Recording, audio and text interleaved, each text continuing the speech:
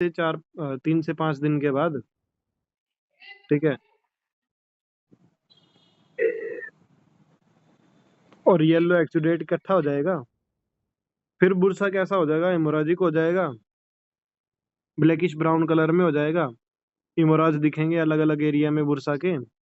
फिर जो हाइपरट्रफी है बुरसा की, मतलब जो जिसकी वजह से बुरसा बड़ा हुआ है, ठीक है, हाइपरट्रफी होने के बाद फिर उसके अंदर एट्रफी होगी, ठीक है, मतलब पहले तो हो गई हाइपरट्रफी, ठीक है, हम्म, फिर वो छोटा हो जाएगा, पहले तो बड़ा हो जाएगा फिर छोटा हो जाएगा, मतलब ये 7 दिन के बाद होगा इन्फेक्शन की, ठीक है। फिर उसमें क्या होगा, हम्म, कैसेशियस म्यूकोपुरुलेंट एक्सुडेट मिलेगा म्यूकोसल इनर सरफेस पे, ठीक है, क्या होगा, कैसेशियस और म्यूकोपुरुलेंट एक्सुडेट। म्यूकस और पस दोनों होगा उसके अंदर, एक्सुडेट के अंदर। म्यूकस और पस दोनों होगा, ठीक है। हम्म, तो अगर अपन स्प्लीन देखें, स्प्लीन कैसा होगा, एनलार्ज हो जाएगा, उसके अंदर क्या होंगे, ग्रे फोकाई होंगे छोटे छोटे, ठीक है, सरफेस के ऊपर, हम्म, बाद में वो क्या हो जाएंगे, एट्रोफाई हो जाएंगे, ठीक है।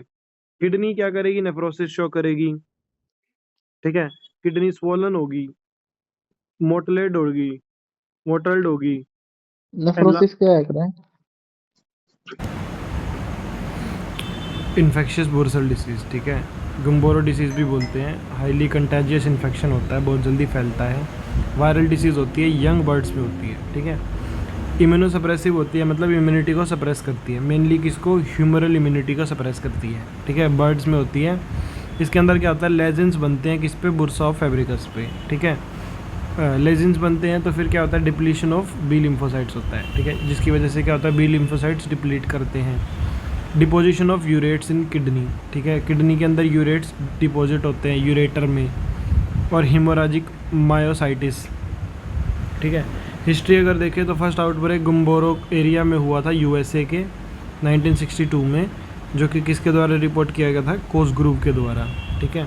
इंडिया में फर्स्ट आउटब्रेक 1971 में हुआ था बाय मोंटी, ठीक है। फर्स्ट आउटब्रेक कहाँ होता, गुम्बोरो एरिया में यूएसए के 1962 में, किसके द्वारा रिपोर्ट किया गया था, कोस ग्रुप के द्वारा। इंडिया में फर्स्ट आउटब्रेक 1971 में हुआ था बाय मोहंटी। इटियोलॉजी अगर इसकी देखें तो आईबीडी वायरस, जो कि बिरना वेरिडे से बिलोंग करता है, डबल स्टैंडर्ड आरएनए वायरस होता है जिसके अंदर 2 सेगमेंट होते हैं, ठीक है, डबल स्टैंडर्ड आरएनए वायरस होता है जिसके अंदर 2 सेगमेंट होते हैं। आईबीडी वायरस जो किससे बिलोंग करता है, बिरना वेरिडे से। 2 सीरोटाइप्स होते हैं इसके, सीरोटाइप 1, सीरोटाइप 2, ठीक है। दोनों सीरोटाइप्स कैसे होते हैं, सिग्निफिकेंट एंटीजेनिक डिफरेंसेस होते हैं इसके अंदर, ठीक है। वो दोनों सीरोटाइप पे क्या होता है, सिग्निफिकेंट एंटीजेनिक डिफरेंसेस होते हैं। Do not give cross protection, ठीक है, कोई भी क्रॉस प्रोटेक्शन नहीं देते। एज अगर इसकी देखें 3 to 6 weeks more susceptible for infection, मतलब 3 से 6 वीक का जो टाइम है वो ज़्यादा ससेप्टेबल होता है। पैथोजेनेसिस अगर इसकी देखें तो इन्फेक्शन कब होता है, इंजेक्शन जब होता है कंटामिनेटेड फीड का, ठीक है। इंजेक्शन जब फीड, वाटर या ड्रॉपिंग्स कुछ भी बर्ड के अंदर जाएगी तो उसके थ्रू इन्फेक्शन होता है, ठीक है। इंजेक्शन के बाद क्या होता है, वो ड्यूडेनम में पहुंचता है, ठीक है, ड्यूडेनम और इंटेस्टाइन में, फिर वहाँ से वो ब्लड सर्कुलेशन में आता है, ब्लड सर्कुलेशन से फिर वो बुर्सा के अंदर जाता है, स्प्लीन के अंदर जाता है, किडनी के अंदर जाता है। वायरस रेप्लिकेट करते हैं लिम्फॉइड ऑर्गन्स में, ठीक है, वायरस कहाँ रेप्लिकेट करते हैं, लिम्फॉइड ऑर्गन्स में। तो जो बी लिम्फोसाइट्स है बुर्सा के, या फिर लिम्फोसाइट्स किसके, स्प्लीन के, तो वायरस क्या है, रेप्लिकेट नहीं करता पेरिफेरल लिम्फोसाइट्स में। जो जितने भी पेरिफेरल लिम्फोसाइट्स है उसमें क्या है, वायरस रेप्लिकेट नहीं करता, बट बाद में फिर वो मल्टीप्लाई किस में करता है, वो गट में, गट एसोसिएटेड लिम्फोसाइट, जितने भी गट के अंदर एसोसिएटेड लिम्फोसाइट्स होते हैं उसके अंदर ये मल्टीप्लाई करता है। फिर बुर्सा के अंदर डिस्ट्रक्शन होता है बी लिम्फोसाइट्स का, जिसको लिम्फोसाइटोलाइसिस बोलते हैं, जिसकी वजह से डिप्लीशन होता है लिम्फोसाइट्स का, ठीक है, जिसकी वजह से क्या होता है, इम्यूनो सप्रेशन होता है, और इसका इफेक्ट शो होता है, इम्यूनो सप्रेसिव डिसीज़ बोलते हैं जब इसको, ठीक है। करेक्टरिस्टिक सिम्टम्स इसके क्या क्या हैं, दो फॉर्म होती हैं, क्लिनिकल फॉर्म, एक सब क्लिनिकल इम्यूनो सप्रेसिव फॉर्म, ठीक है। तो करेक्टरिस्टिक फॉर्म, क्लिनिकल फॉर्म इसकी कैसी होती है, 3 से 7 वीक ऑफ एज में देखी जाती है, ठीक है। मोर वायलेंट इन एग टाइप बर्ड्स, ठीक है, एग टाइप बर्ड्स में ज़्यादा वायलेंट होती है देन मीट टाइप, ठीक है। इसके अंदर क्या क्या होता है, वाइटिश वाटरी डायरिया होता है, सोइलिंग द वेंट फेदर्स, ठीक है। वाइटिश वाटरी डायरिया होता है, फीवर होता है, ट्रेम्बलिंग ऑफ हेड नेक और शिवरिंग और ट्रेम्बलिंग होता है, डलनेस होता है, डिप्रेशन होता है, रफल्ड फैदर्स होते हैं, ठीक है, डिहाइड्रेशन होता है। मोर्टेलिटी 2 से 3 वीक में 10 से 15% की होती है, 6 से 7 वीक में 60 से 90% की होती है, 3 से 6 वीक में 100% की होती है। सब क्लिनिकल इम्यूनोसप्रेसिव फॉर्म जो है इसकी, उसके अंदर कोई भी क्लिनिकल साइंस नहीं होते हैं, सिर्फ और सिर्फ रैपिड डिस्ट्रक्शन ऑफ लिम्फोसाइट्स होता है, ठीक है। क्या होता है? Only and only rapid destruction of lymphocytes. Macroscopic अगर लेजन्स देखें तो इम्यूनोसप्रेसिव फॉर्म्स में क्या होते हैं? माइल्ड बुर्सल लेजन्स होते हैं, जिसमें एट्रोफी ऑफ बुर्सा होती है, ठीक है। माइल्ड क्या होते हैं? बुर्सल लेजन्स होते हैं। क्लिनिकल फॉर्म देखें, बर्ड कैसी होती है? डिहाइड्रेटेड होती है। बुर्सा में क्या होता है? एनलार्जमेंट ऑफ बुर्सा, ठीक है, और येलो एक्सुडेट एक्यूमुलेट कर जाता है बुर्सा के अराउंड, ठीक है। बुर्सा कैसा होता है? हिमोराजिक शो करता है, ब्लैकिश ब्राउन कलर शो करता है, और हिमोराज होता है एरिया में, हिमोराजिक एरिया इन द बुर्सा, देर में भी हिमोराजिक एरिया इन द बुर्सा। और फिर हाइपरट्रफी होती है बुर्सा की पहले, उसके बाद फिर एट्रफी होती है 7 दिन के अंदर, ठीक है। उसके अंदर कैशियस और म्यूकोपुरुलेंट एक्सुडेट होते हैं, जिसमें एक्सुडेट प्रेजेंट होते हैं। स्प्लीन एनलार्ज हो जाता है।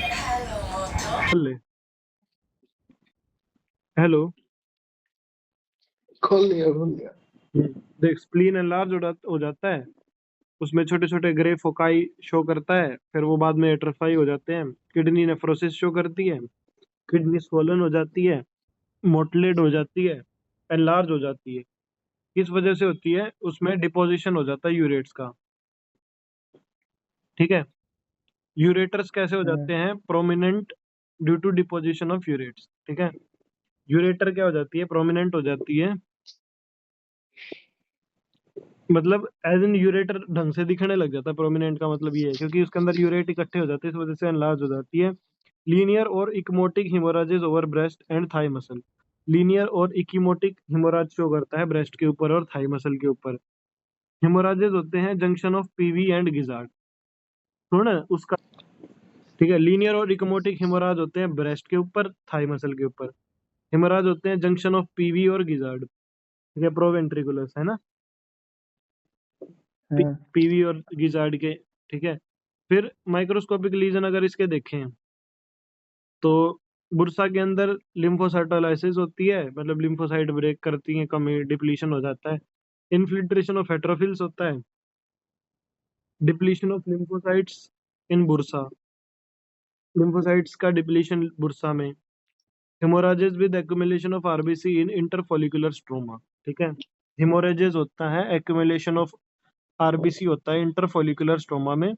वैक्यूलर डीजनरेशन होता है बुर्सल follicle leading to cystic Bursa, ठीक है। वैक्यूलर डीजनरेशन होता है बुर्सल फॉलिकल में। वैक्यूलर क्या होता है? डीजनरेशन होता है बुर्सल फॉलिकल में, जिसकी वजह से क्या होता है? सिस्टिक बुर्सा होता है। Interfollicular tissue infiltrated by serous exudate, ठीक है। इंटरफॉलिकुलर टिश्यू क्या होता है? इनफिल्ट्रेट होता है बाय सीरस एक्सुडेट। स्प्लीन अगर देखें तो लिम्फोसिटिक नेक्रोसिस शो करता है, लिम्फोसाइटोलाइसिस इसमें मार्फिजियन करपसल में, विद हेट्रोफिलिक इनफिल्ट्रेशन। तो स्प्लीन क्या शो करता है? Lymphocytic necrosis, lymphocytolysis, malpighian corpuscle की विद हेट्रोफिलिक इन्फिल्ट्रेशन। सेम ही है जो उसमें बुर्सा में हुई थी। Lymphocytic regeneration does not occur in bursa, ठीक है।